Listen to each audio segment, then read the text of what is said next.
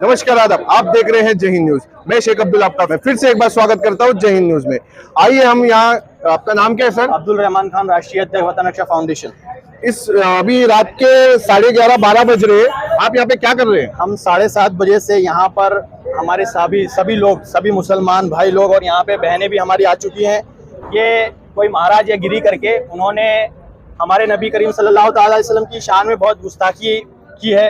उसके तहत हम यहाँ पर सेक्शन 1961A, 299, 302, 352, 353 के अंडर सेक्शन हम यहाँ पे FIR दर्ज की मांग करते हैं। जो कि हमें ये बोला गया है हम अभी आ रहे हैं, सीनियर PI अभी आ रहे हैं, तभी आ रहे हैं। वो 10:30 बजे आते हैं, फिर वो हमें समझाते, कोशिश करते हैं कि ये लोग यहाँ से चले जाएं। तो हमारी इतनी मांगे संविधान के अंदर कि हमारी FIR ली जाए, ये हमारा हक है।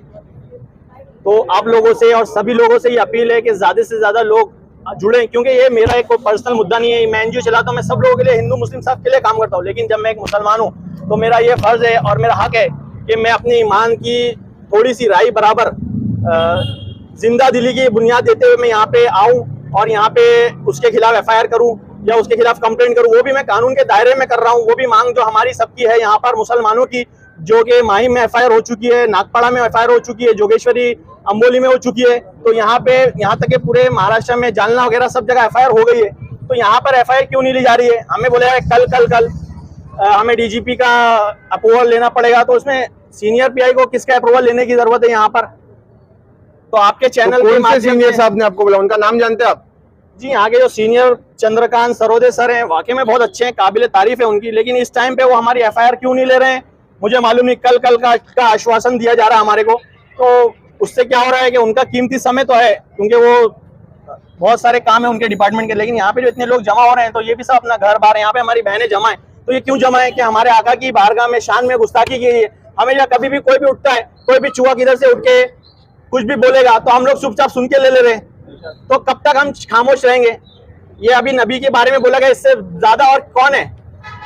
हाँ, नबी के सदके में हमें सब कुछ मिला, कुरान, नमाज। तो अगर हम अपने आका के लिए, हम अपने नबी के लिए अगर अपना ये एहतिजाज नहीं कर सकते तो फिर हमारा मर जाना बेहतर है।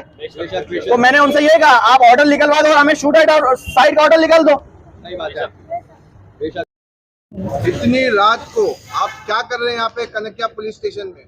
हम अपने FIR के लिए आए हुए हैं। जो है ना, यहाँ लोग मजमा जमा हुआ है और कई मतलब हमारी शिकायतें हैं कि हमारे नबी की शान में जो गुस्ताखी हुई है उसके ऊपर एक्शन लिया जाए और उनके नाम से है ना FIR दर्ज की जाए। बस इतना हम चाहते हैं, क्योंकि बार बार ये सब होता है, बार बार है ना कोई सुनवाई नहीं होती है। हर 6 महीने, 8 महीने, साल में कोई ना कोई गुस्ताखी करता है और उसके लिए एक्शन।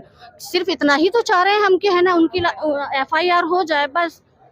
कोई हम यहाँ घर से खड़े, हम लोग 7:30 बजे से खड़े हैं। तो आपकी FIR नहीं ली जा रही? नहीं, कौन मना कर रहा है FIR लेने से? यहाँ जो भी है ना सर हैं, सीनियर हैं।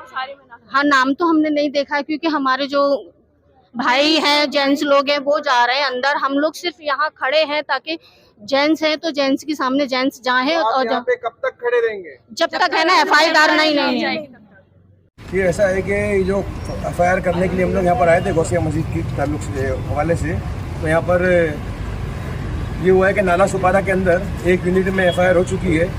तो यहाँ पर अभी कंप्लेंट साहब ले रहे हैं। एक आए पहले में एक FIR होगी, यानी तो उसके मीरा भाईंदर MVVP जो यूनिट आता है पूरा यहाँ से वसई मीरा भाईंदर तक आता है, तो उसको एक ही यूनिट दर्ज करते हैं। तो नाला सुपारा में 6:55 पे FIR हो गई है। तो उसलिए जो सीनियर DGP साहब हैं ये अभी आए हैं। 7 घंटे हमें वेट करने के बाद इन्होंने ये बताया कि नाला सोपारा में FIR हो गई है।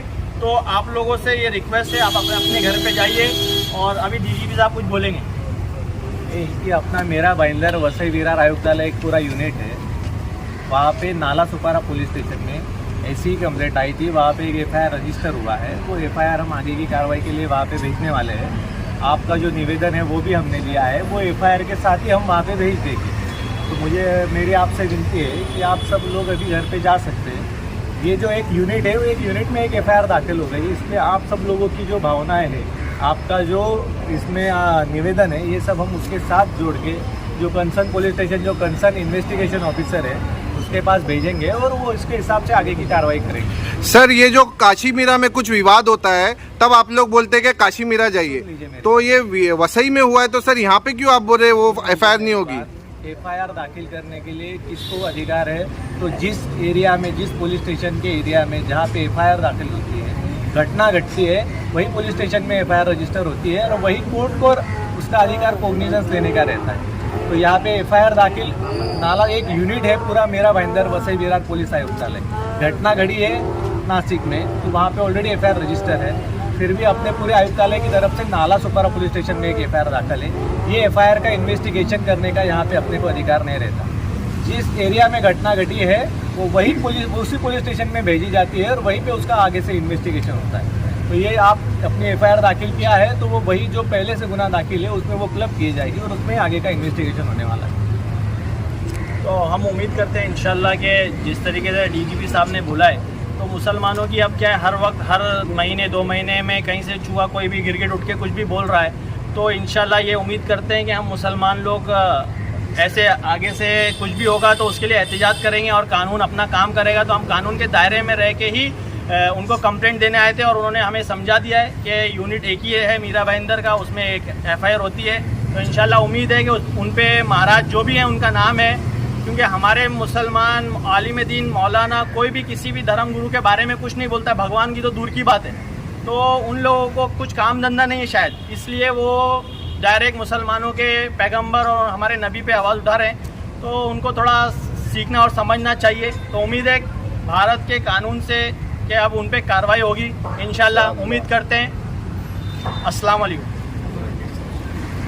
भाई। और एक बात, इस न्यूज़ चैनल के माध्यम से मैं एक और मैसेज देना चाहता हूं कि जहां पे इतनी बड़ी बड़ी बात कोई भी इंसान बोल देता है फिर भी वो आज़ाद घूम रहा है, लेकिन कुछ महीने पहले मुफ्ती सलमान अजहरी साहब जिन्होंने किसी भी धर्म के बारे में कुछ भी नहीं कहा, स्टिल उनको अभी भी काफ़ी जगह से एफआईआर दर्ज करने के बावजूद बहुत सारे केसेस के अंदर उनको अभी भी जेल के अंदर रखा गया है।